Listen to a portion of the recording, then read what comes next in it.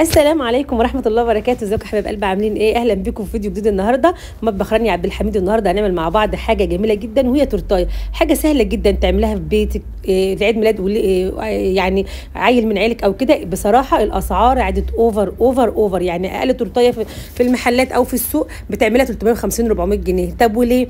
تعالوا واحنا هنعمل مع بعض التورتايه مش هتكمل 250 جنيه وهتبقى جميله جدا جدا. وممكن الصوصات اللي احنا بنشتريها تعمل تورتايه ثانيه من ال 250 جنيه برضو اللي احنا عملنا بيهم قبل كده.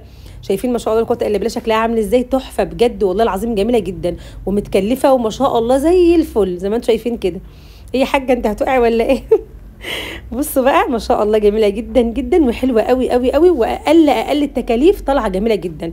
طبعا انا ما كنتش عايزاها بشوكليت خالص، انا كنت عايزاها اعملها باللوتس وعملتها باللوتس، كان طعمها جميل جدا بصراحه. ده نوع كده اللوتس بالقرفه كان حلو قوي. بصوا شايفين طراوتها طريه جدا جدا، انا قصدي ان انا اوريكم طراوتها كده. بصوا بقى شكل الطبقات من جوه والصوصات فيها عامله ازاي، تحفه بجد تحفه ما شاء الله لا قوه الا بالله. يلا نسمي كده على رسولنا الحبيب عليه الصلاه والسلام ونبدا مع بعض الفيديو بتاع النهارده ونشوف احنا عملناها ازاي. ويلا بينا كلنا كده ننزل نصلي على رسولنا الحبيب في التعليقات. يلا بسرعه كده، اللهم صل وسلم وبارك على سيدنا محمد وعلى اله وصحبه وسلم. النهارده بقى معانا 5 بيضات او 6 بيضات، يعني هو انا كان عندي حجم البيض كبير شويه فانا اخدت 5 بيضات. الخمس بيضات دول بياخدوا ايه؟ بياخدوا نص كيلو دقيق سبونج جاهز، بيجي كده من عند العطار تقول له عايزه نص كيلو دقيق سبونج جاهز. وكمان برضو بتحط عليهم معلقه من الخل ده كمحسن كيك، وكمان بتحط عليهم نص كوبايه من الميه. وبعد كده بقى بتاخدوهم في المضرب الكهربائي بتاعك وبتضربي كده كويس زي ما انت شايفه اهو، تمام كده. وبعد كده بتاخد معاكي حوالي 10 دقايق لحد لما بتعلى معاكي وبتبقى كويسه جدا. وبعدين بتحطيها بقى في الصينيه بتاعتك وبتطلع معاكي احلى واجمل دي سبونج زي ما حضراتكم شفتوه كده. انا قسمته على 3 طبقات كده ما شاء الله. كانت الطبقه بتاعته اللي هي يعني كان ما شاء الله كبير، ممكن تقسم على 4 طبقات بس انا قطعته على 3. هنعمل مع بعض بقى الكريم شانتيه. طبعا زي ما انتم شايفين كده ده 8 كيلو سوري 8 كيلو كريم شانتيه ب 35 جنيه. زي ما انتم شايفين كده الاسعار بصراحه بقت صعبه قوي. ده كان عندي كده شويه كريمه لباني، حوالي معلقتين كريمه لباني كده. وكان عندي برضو نوع تاني من الكريم شانتيه برضو حطيت حوالي ربع كيلو، يعني هي ممكن تكون اخدت مش ربع كيلو قوي يعني. بصوا يعني هي ممكن تكون اخدت 8 كيلو ومعايا يعني ايه 3 4 معالق كده من الايه من النوعيه الثانيه. بصوا مش كترت يعني، حاولت 3 4 معالق كده. قلت ايه بقى ان ده كان عندي كان عالي الدسم شويه عن اللي انا جايباه، يعني الكريم شانتيه اللي كان عندي ده كان عالي الدسم شويه عن الكريم شانتيه اللي انا جايباه، فقلت يشيل بعضه كده يبقى كويس معاه. يعني زي ما انتم شايفين كده حطيت بقى حوالي 8 كيلو. هي ممكن التورتيه النص كيلو سبونج يجي لها 8 كريم شانتيه حلو قوي. وحطيت معاها طبعا ده ربع كوبايه سكر، والسكر بتاعك على حسب التحليه برده. طيب انا بعمل الكريم شانتيه وبيبقى سايح معايا خالص يا ام دنيا. طيب ليه بيسيح معاكي؟ طبعا انا عارفه مقداري، يعني انا عارفه مقدار الكريم شانتيه اللي انا بشتغل بيه عارفاه، فحطيت كوبايه واحده بس من الميه فطلع معايا زي ما حضراتكم شايفين كده ما شاء الله القوه الا بالله، جميل جدا ازاي، حلوه قوي قوي قوي. انت بقى اول مره تجيبي كريم شانتيه تعملي انت ايه بقى؟ اول مره تجيبي كريم شانتيه تعملي ايه؟ هتحطي بقى نص كوبايه ميه بنص كوبايه ميه، يعني ما تحطيش الكوبايه كلها على كوبايه الايه على كوبايه الكريم شانتيه، لا انت هتحطي نص كوبايه ميه بنص كوبايه ميه وتضربي واحده واحده لحد لما يوصل معاك للقوام اللي حضرتك شايفاه ده. طيب دلوقتي انا جبت السبونج بتاعي زي ما انتوا حضراتكم شايفين اهو، كانت الارضيه بتاعتها احمرت شويه كده، فبدات ان انا ايه عملتها بالسكينه كده، اشطها بالسكينه وشلت الارضيه بتاعتها خالص. تمام. بعد كده بقى سقيتها، على فكره انا هنا سقيتها لان كانت ناشفه معايا شويه، مش كل السبونج بسقيه، لما بلاقي السبونج معايا طري وحلو مش بسقيه. انا هنا كنت سقيته شويه ميه بسكر كده، كنت حلاهم كده شويه ميه بسكر وسقيت التورتيه بتاعتي تمام كده زي ما حضراتكم شايفين اهو. بدات ان انا اخد كريم شانتيه من بتاعي، شايفين ما شاء الله قوه الا بالله، تحفه تحفه تحفه، جميل معايا ازاي ومظبوط 100%. فهو انت طبعا انا كنت هنا نسيت ان انا احط قطعه تمسك التورتيه من تحت، فبدات ان انا احط قطعه صغيره كده من تحت تمسك تمسك التورتيه عشان ما تمشيش معايا كده وانا بجلس التورتيه. بعد كده بقى اي حاجه انت عايزه تحطيها بقى، انت عايزه تحطي بقى مكسرات حطي مكسرات، عايزه تحطي اللي هو السبرينكل حطي سبرينكل، عايزه تجيبي بسكوت مطحون او مثلا بسكوت لوتس او بسكوت اي حاجه انت عايزاها في الوقت ده، احشي اي حشو انت عايزاه. عايز تعمليها ساده خالص من غير اي حشوات ومن غير اي حاجه برده بتبقى كويسه جدا معاكي. طبعا انا كنت جايبه هنا شويه مكسرات كده اهو، كانوا عندي اخر حاجه بصراحه، يعني انا مش عارفه كانوا حبه صغننين خالص كده، فبدات ان انا اعملهم بندق على لوز على عين جمل كده، وبدات ان انا اقطعهم كده في التورتيه من جوه كده، وبدات او يعني في الحشو بتاع التورتيه كده. وبدات ان انا اجيب بقى صوصات، بقى عندي صوص، كان عندي صوص شوكولاته، لا ما حطيتش فيها شوكولاته خالص. انا حطيت صوص اللي هو حطيت صوص فراوله، وحطيت كمان معاها صوص اللهم صل وسلم وبارك على سيدنا محمد، لوتس. كانت حلوه قوي وطعمها كان جميل جدا على فكره. زي ما حضراتكم شايفين كده، اي حاجه بقى عايزه تحشيها فيها احشيها فيها. لو ما عندكيش مكسرات وعايزه تقطعي فاكهه، قطعي فيها فاكهه صغيره كده، فراوله، موز، بيبقى مثلا حلو قوي ما بتكون مانجا. كل واحد بقى وذوقه واختياره في الطعم. زي ما انتم شايفين كده، دول حبه كده انا كنت جايباهم شويه صغننين كده ب 20 جنيه. صوص يعني انا بصراحه بحب اعمل صوصات على ايدي وكده، بس انا استقربت وقلت اجيب يعني جاهز وكده. انا كده كده كنت عندي الحلواني، فجبت صوص جاهز وانا جايه معايا وخلاص. دول شويه كده كانوا بحوالي 20 جنيه. انا مش يعني انا بحب صوص الفراوله، بحبه في التراب، بيبقى طعمه جميل جدا. ودي تاني طبقه برضو عملتها اهي، ما شاء الله لا قوه الا بالله، تحفه. طبعا حلوه قوي قوي، والسبونش كان بصراحه جميل جدا. زي ما حضراتكم شايفين كده، هبتدي ان انا برضو احط الطبقه الثانيه، واحط برضو واحده واحده خالص، ما تكتريش بقى. بصي يعني الكريمه بتاعتك لما تبقى كتيره كده بيبقى لها طعمها مش حلو، ولما في نفس الوقت بتبقى قليله بتبقى برضو ما هيش كويسه. فانت تعملي ايه عشان تظبطي طبقه الكريم شانتيه؟ عشان تظبطي طبقه الكريم شانتيه بتاعتك، تحطي طبقه الكريم شانتيه قد طبقه الكيك بالظبط. شايفاه يعني طبقه الكيك بتاعتك كده تحدديها كده. طبقه الكيك بتاعتك مثلا 2 سم، تحطي 2 سم برضو نفس الحكايه كريم شانتيه. هتظبط معاكي جدا، بتبقى حلوه قوي قوي قوي. حتى وانت بتقطعيها هتلاقي الشكل النهائي بتاع التقطيعه شكله حلو قوي، فاهميني؟ هتبقى جميله معاكم. طبعا بقى التورت والجاتوهات والحاجات دي بتبقى فن يعني. انت بقى وذوقك واختيارك في ان انت تعمليها يعني بصراحه جميل.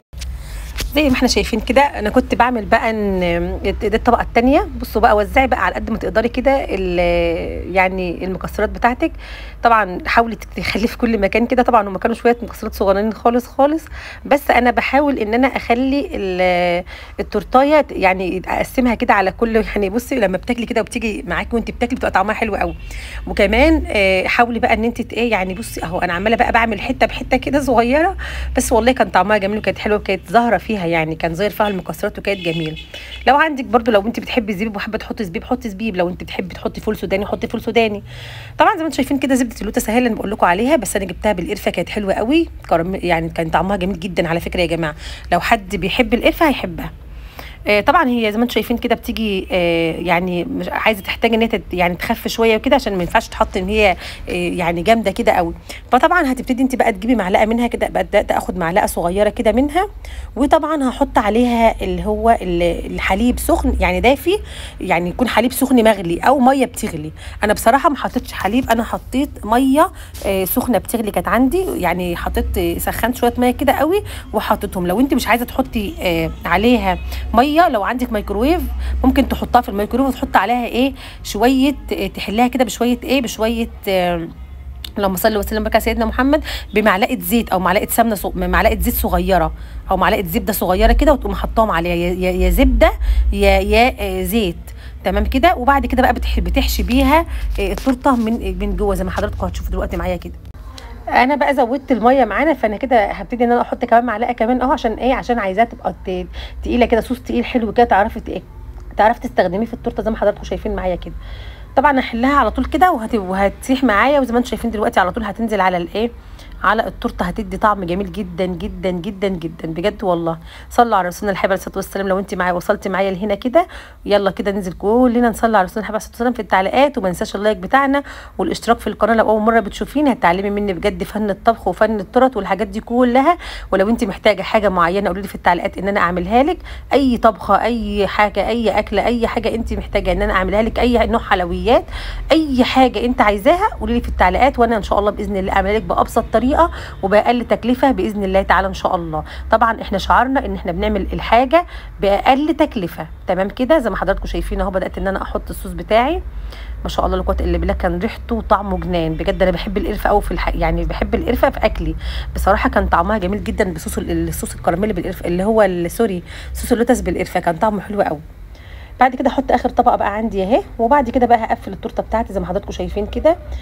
لو في عندي مثلا وانا بقفل دلوقتي مثلا لقيت جنبي صغير طالع نازل كلام من ده، قبل ما اقفل التورتايه الجنب الصغير هبتدي ان انا ارفعه بالراحه خالص كده بالمعلقه بتاعتي او بحرف السكينه بتاعي كده، وابتدي ان انا املاها كريم شانتيه كده، اخلي كل التورته بتاعتنا قد بعضها، ما فيش تبقى حته عاليه وحته واطيه، ما فيش الكلام ده، عشان تظبط معاكي وتبقى حلوه قوي معاكي.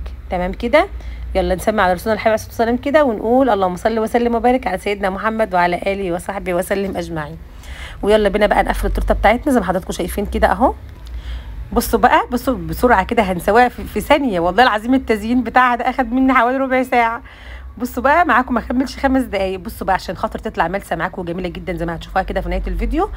بصي بقى بعد ما تخلصي داكليس خالص فيها كده، تحطي السكرابر بتاعك في ميه دافيه، وبعد تبداي تسويها خالص كده، تبداي تسوي في التورتايه، هتطلع معاكي بجد جميله جدا زي ما حضراتكم شايفين. بصوا اهو انا كده حطيت ايدي في السكرابر بتاعي في الميه الدافيه، وبدات ان انا زي ما حضراتكم شايفين كده كل مره احطه واجي اسويها تاني عشان خاطر تطلع معانا التورتايه ملساء كده وجميله وحلوه قوي زي ما هتشوفوها معايا في نهايه الفيديو كده. تمام. بعد كده بقى هبتدي ان انا اخد التورته كده بالنص كده، زي ما شكلي بقى زي ما انت عايزه تعمليها كلها، مثلا صوصات من فوق عايزه تعمليها مثلا، انت الذوق ده بقى انت وذوقك انت واللي انت عايزه تعمليه. زي ما حضراتكم شايفين كده بقى كان متبقي معايا شويه لسه اهم من اللي هي اللوتس اللي انا كنت حليته يعني في الميه اهو، بس مش هيكفي، هعمل غيره، هجيب كمان معلقتين برده وهعملهم وهرجع تاني علشان اكمل معاكم الفيديو بتاعنا برده. بصوا انا رحت كده دلوقتي، رحت عملت يعني عملت 2 3 كده ومعلقتين 3 كده وحليتهم، وزي ما انتم شايفين كده عملتها اهو، وبدات ان انا بقى ازينها على التورته كده. طبعا احلى حاجه في الوقت ده ان انت تكوني مسقعه التورته بتاعتك في الثلاجه شويه او في الفريزر 5 6 دقائق كده، عما كنت تعملي تحلي الصوص بتاعك اللي هتحطيه.